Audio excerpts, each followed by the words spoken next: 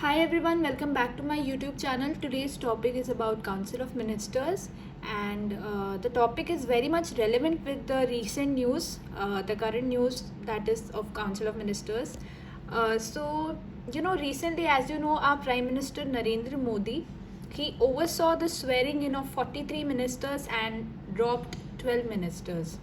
So, government sources termed it as an effort by the Prime Minister to seek balance in the political structure, by including MPs from various regional centers as well as from marginalized communities, and beefing up the skill sets of ministries with professionally and educationally qualified additions. So this is currently in news, and आज का topic भी इसी से relevant है. So it will be an interesting topic. So let's start with the topic. So firstly council of ministers के बारे में जब हम पढ़ते हैं we should know about article 74. Okay, what is article 74? Article 74 में 3 थिंग्स जो हमको याद रखनी है. That is firstly there shall be a council of ministers headed by the prime minister to aid and advise the president. Okay, ये article 74 में है. So what is the duty of the Council of Ministers? The duty of the Council of Ministers is to aid and advise the President in discharge of his duties. So this term, जो bracket में लिखा है, in discharge of his duties, this was written in the original text of the Constitution. But it was not clear कि इससे clear नहीं पता चल रहा है कि क्या Council of Ministers की सिर्फ एक ड्यूटी है एड एंड एडवाइस करना प्रेसिडेंट को, क्या प्रेसिडेंट पे वो एडवाइस बाइंडिंग होगी. सो ये बाइंडिंग वाला जो कॉन्सेप्ट है, क्योंकि इससे ये नहीं लग रहा कि मतलब कहीं से भी पढ़ के आप ये नहीं बोल सकते कि काउंसिल ऑफ मिनिस्टर्स की जो एडवाइस है वो प्रेसिडेंट पे बाइंडिंग रहेगी या नहीं. ये तो बस ऐसे लग रहा है जैसे काउंसिल ऑफ मिनिस्टर्स की ड्यूटी है एडवाइस करना, बाकी प्रेसिडेंट को मानना है वो मानेंगे, नहीं मानना है तो नहीं मानेंगे. बट जो बाइंडिंग वाला कॉन्सेप्ट है, it was introduced by the 42nd Constitutional Amendment Act of 1976, and it made the advice by the Council of Ministers binding on the President, who shall act in accordance with the advice. तो ये जो in discharge of his duties है, this was replaced with the term shall act in accordance. That means the President has to act in accordance with the aid and advice of the Council of Ministers. One more term that is written here is reconsider. So एक reconsider वाला भी जो है एक concept है, that the president may require the council of ministers to reconsider such advice, and the president shall act in accordance with the advice tendered after such reconsideration. So जो भी advice जो है वो binding होगी, लेकिन एक बार जो है president reconsideration के लिए जो एडवाइस है उसको वापस सेंड कर सकते हैं, लेकिन अगर वापस वही एडवाइस आ रही है तो उनको एक्ट इन अकॉर्डेंस करना पड़ेगा. And if the president does not act in accordance with the aid and advice tendered by the council of ministers, that will be understood as the violation of the Constitution of India, because Article 74 में it is clearly written that there shall be a Union Council of Ministers headed by the Prime Minister to aid and advise the President, and the advice would be binding. Okay, so अगर President इसके advice के according नहीं work करेंगे, so that would be considered as violation of the Constitution. So what does that mean? That means that the Article 74 of the Constitution is mandatory. Now the next point is about the appointment of the Council of Ministers. इसके लिए we have Article 75 जिसमें appointment के बारे में बताया है. Firstly we should know कि who appoints the Prime Minister. The Prime Minister is appointed by the President. Okay. Who appoints the Union Council of Ministers? UCOM means Union Council of Ministers. I have written here. So the Union Council of Ministers is appointed by the President, but on the advice of the Prime Minister. Okay, so the President cannot appoint any such person without the advice of the Prime Minister. Okay, this will also be considered the violation of the Constitution. ठीक है, तो firstly this is about the appointment, and then we come to the strength. Total number of ministers including the Prime Minister in the Council of Ministers shall not exceed 15% of the total strength of the Lok Sabha. So this was added by the 91st Constitutional Amendment Act of the 2003. तो ये जो provision है कि सिर्फ 15% रहेगा, 15% से ज़्यादा जो टोटल स्ट्रेंथ है काउंसिल ऑफ मिनिस्टर्स और प्राइम मिनिस्टर को इंक्लूड करके एक्सीड नहीं होनी चाहिए लोकसभा में. ये 91st कॉन्स्टिट्यूशनल अमेंडमेंट एक्ट से ऐड हुआ है. सो ये ऐसा टाइप का प्रोविज़न क्यों बनाया है? To maintain the legislative supremacy. Why? Because the executive is responsible to the legislature. ये जो है पार्लियामेंट्री डेमोक्रेसी या पार्लियामेंट्री सिस्टम का ये एक थंब रूल है कि लेजिस्लेटिव सुप्रीमेसी रहेगी. जो प्रेसिडेंट सिस्टम होता है उसमें जो यूएसए में जो सिस्टम है उसमें एग्जीक्यूटिव सुप्रीमेसी होता है, एंड पार्लियामेंट्री सिस्टम जो इंडिया में है वहाँ पे लेजिस्लेटिव सुप्रीमेसी होता है. तो लेजिस्लेटिव सुप्रीमेसी को मेंटेन करने के लिए हमने जो टोटल स्ट्रेंथ है वो सिर्फ 15% ही रखी है. Now comes the next point, that is about the tenure of the Council of Ministers. The tenure of the Council of Ministers is not fixed because the Union Council of Ministers holds office during the pleasure of the President. So इससे दो चीज़ें आती हैं.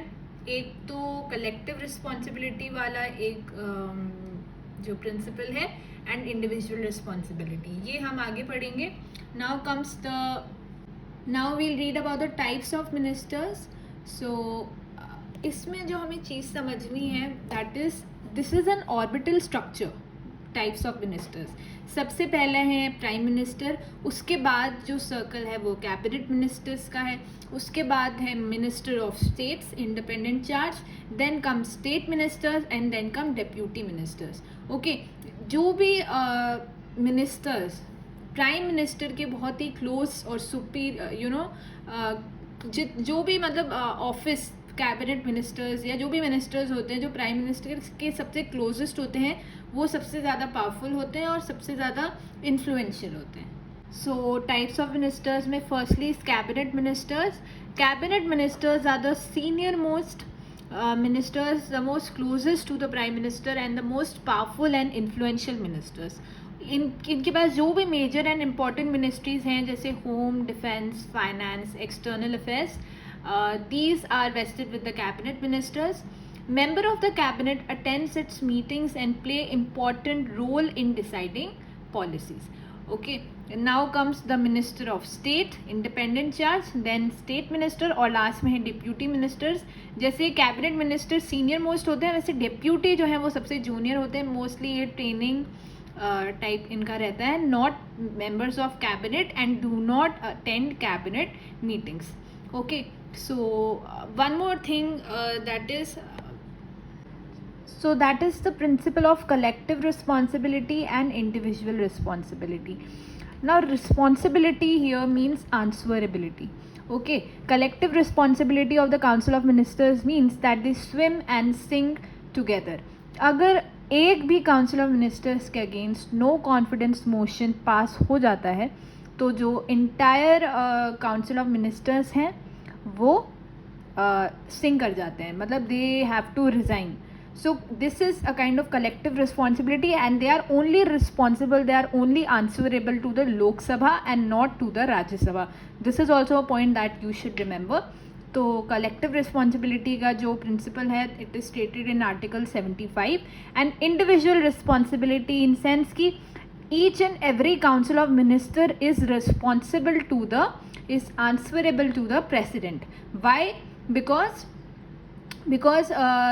The tenure is not fixed. यहाँ पे मैंने already आपको बताया है कि the tenure of the council of ministers is not fixed, they hold office during the pleasure of president.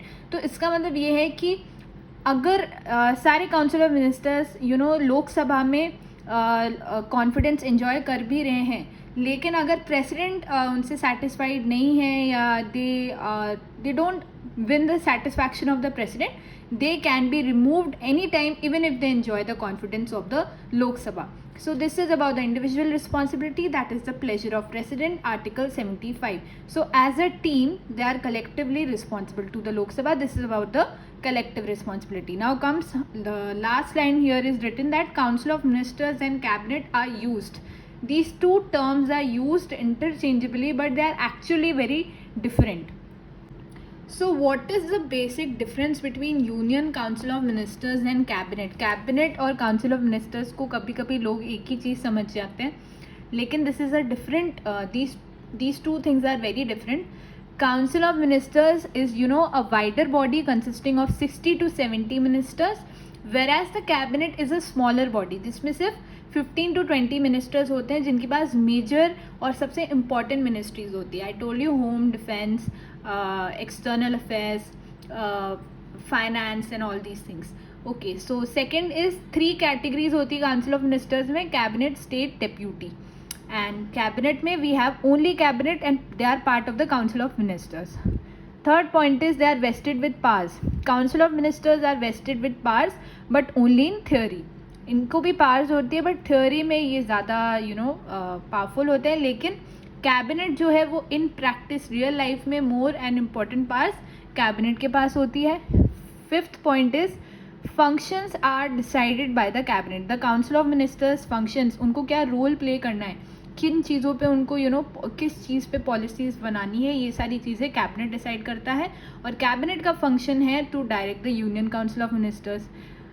The Council of Ministers is a constitutional body and it is a 3-tier body. That is, it is mentioned in the constitution about the Council of Ministers, whereas about the cabinet was inserted in Article 352 of the Constitution in 1978 by the 44th Constitutional Amendment Act, and it is not mentioned in the Constitution. So this was the difference between Union Council of Ministers and Cabinet. These two terms look very similar and are used in a similar way, but asliयत में they are very different.